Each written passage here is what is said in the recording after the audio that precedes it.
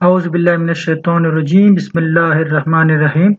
I am Sar Yasin, teacher of Pakistan study from Peshawar Model School System. Dear student, this is my fourth lecture in chapter 2. Our fourth lecture is about Shimla Conference 1945. Shimla conference का थोड़ा historical background सुने कि Shimla conference 1945 में second world war के आखिर में हुआ था। जो ही सेकेंड वर्ल्ड वार खत्म होने वाला था उस वक्त ये कॉन्फ्रेंस मुनक्किद हुआ था। तो उस वक्त वायसराय लॉर्ड वेवल ने ये कॉन्फ्रेंस तमाम हिंदुस्तान की सियासी पार्टियों के दरमियान किया था 25 जून 1945 को।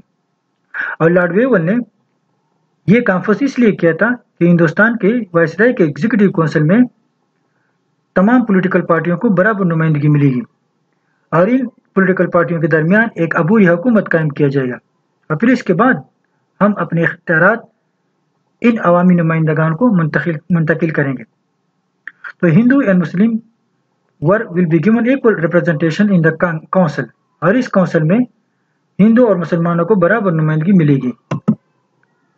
लेकिन इस कॉन्फ्रेंस में कांग्रेस और हिंदू के जो लीडर थे उसने मुसलमानों के रिप्रेजेंटेशन पर कुछ इतराज किया। There came severe differences between Congress and Muslim League regarding representation of Hindu and Muslim proportion and nomination of representative of other sects. Hindu के लीडरों ने ये कहा था कि मुसलमानों को हमारे साथ बराबर नुमाइंदगी नहीं मिलेगी क्योंकि हम मेजॉरिटी में, मुसलमान माइनॉरिटी में। और कांग्रेस में भी कुछ ऐसे मुसलमान लीडर हैं तो उसको भी, मुसलमानों को भी एक सीट मिलना चाहिए हमारी पार्टी से।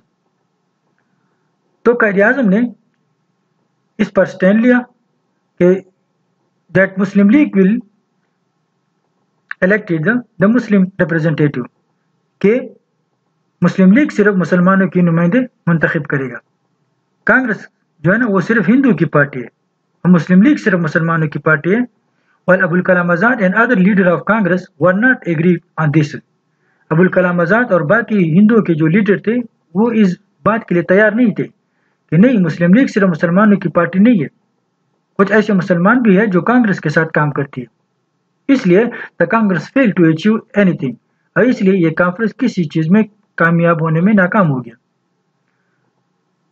However, it was decided that election will be held to know the party representation position.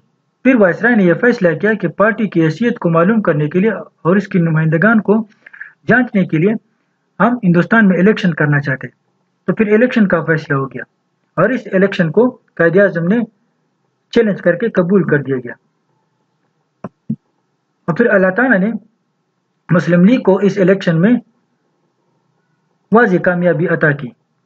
जब जनरल इलेक्शन हो गए थे प्राइम मिनिस्टर और सेंट्रल असेंबली के लिए 1945-46 में, तो दोनों कांग्रेस और मुस्लिम लीग ने इस इलेक्शन में भरपूर हिस्सा लिया गया था और इस इलेक्शन का सबसे अहमियत यह था कि ये इस पर हिंदुस्तान के मुस्तकबिल का फैसला किया जाएगा। It was important because this election depend on the future of India, कि हिंदुस्तान के मुस्तकबिल का फैसला और मुसलमानों की जीत का फैसला होगा।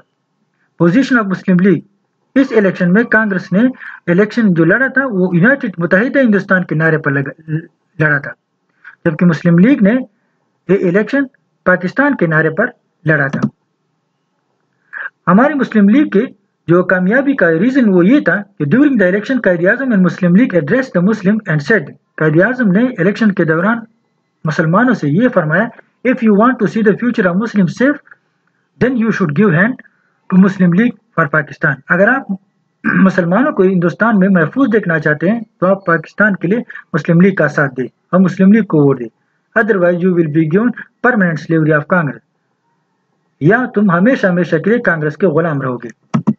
तो इस बात पर जब इलेक्शन का रिजल्ट आ गया, as a result of election the Muslim League won all the Muslim seat in the central legislative assembly. फिर मुसलमानों ने मरकजी मजलिस कानून साज में जितनी भी सीट मुसलमानों के लिए मख्तस की गई थी, मखसूस की गई थी, वो सारी सीट मुस्लिम लीग ने जीती थी।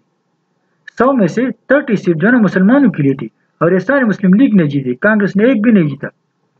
जबकि प्रोविंशियल असेंबली में मुसलमानों के लिए टोटल सीट जो थे ना वो 495 थे, جبکہ مسلمانوں نے 495 میں سے 439 سیٹ جیتے تھے، اور اس طرح پروونشل اسمبلی میں مسلم لیگ نے 89% کا رزلٹ حاصل کیا تھا، اور مسلم لیگ کو واضح اکثریت حاصل ہو گیا تمام صوبوں میں سوائے خیبر پختونخوا میں۔ خیبر پختونخوا میں کانگریس کو اکثریت مل گیا تھا، اور اس الیکشن کا جو اہمیت تھا وہ یہ تھا کہ those election made true the claim that قائد-i-اعظم that the Muslim League is the only representative party of Muslim.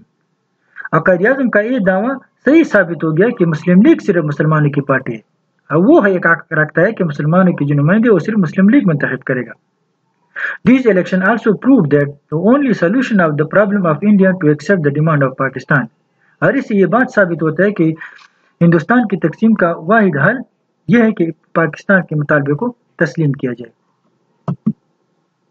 پھر اس بات پر ایک کنونشن لیجسلیٹو کونسل ہو گیا مسلم لیگ کا، اور وہ دہلی میں ہوا تھا اپریل 1946 میں، اور اس میں تقریباً 500 ممبر نے شرکت کی تھی، اور اس میں ڈیمانڈ آف سیشن لیجسلیٹو جتنے بھی لوگ پاس ہو گئے تھے اس الیکشن میں وہ تمام اس اجلاس میں شرکت کیا تھا، اور قائد-i-اعظم نے شروع میں پھر بھی پاکستان کے مطالبے پر اسٹریس دیا، زور دیا۔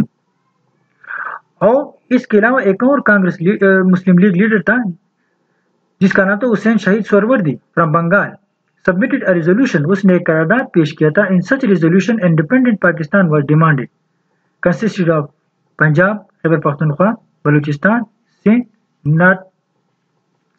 North west and Assam and Bengal in north east. تو اس طرح حسین شہید سہروردی نے جب مطالبہ کیا تھا، قرارداد پیش کیا تھا، یہ 4 صوبے جو موجودہ پاکستان میں ہیں یہ نارتھ ویسٹ میں موجود ہیں، اور ایسٹ اور میں نارتھ ایسٹ میں جو ہے نا وہ بنگال اور آسام ہے۔ ان تمام صوبوں میں مسلمانوں کی اکثریت ہے، اس لیے حسین شہید سہروردی نے مطالبہ کیا کہ یہ باقیمانہ ہندوستان سے علیحدہ کر کے 2 آزاد خود مختار ریاستیں قائم کی جائے، سیپریٹ لیجسلیٹو اسمبلی۔ اور اس نے یہ بھی کہا تھا کہ ان کے لیے ایک آزاد قانون ساز اسمبلی بنائی جائے۔ حسین شہید سہروردی also demanded that separate legislative assembly should be formed for Pakistan and India، کہ پاکستان کے لیے علیحدہ قانون ساز اسمبلی ہوگی اور ہندوستان کے لیے علیحدہ قانون ساز اسمبلی ہوگی، اور یہ دونوں اسمبلیاں اپنے اپنے ممالک کے لیے، اپنے اپنے ملکوں کے لیے آئین اور قانون بنائے گا۔ This is the Hussain Shahid Suhrawardy, and the demand was that North West area, especially Punjab, NWFP, present Khyber Pakhtunkhwa, Sindh and Balochistan, and Northeast, Assam and Bengal. He said that these were separated from other India and should form a unanimous and autonomous states, and they form their own constitution. Interim government. And this demand is accepted, then Muslim League is ready to join the interim government. تو سہروردی نے کہا تھا اگر یہ مطالبات مسلم league کے منظور ہو گئے تو ہمیں عبوری حکومت میں شامل ہونے پر راضی ہے، تیار ہے۔ Thank you, dear student. I hope you should understand my lecture. Stay home and take care of your own health.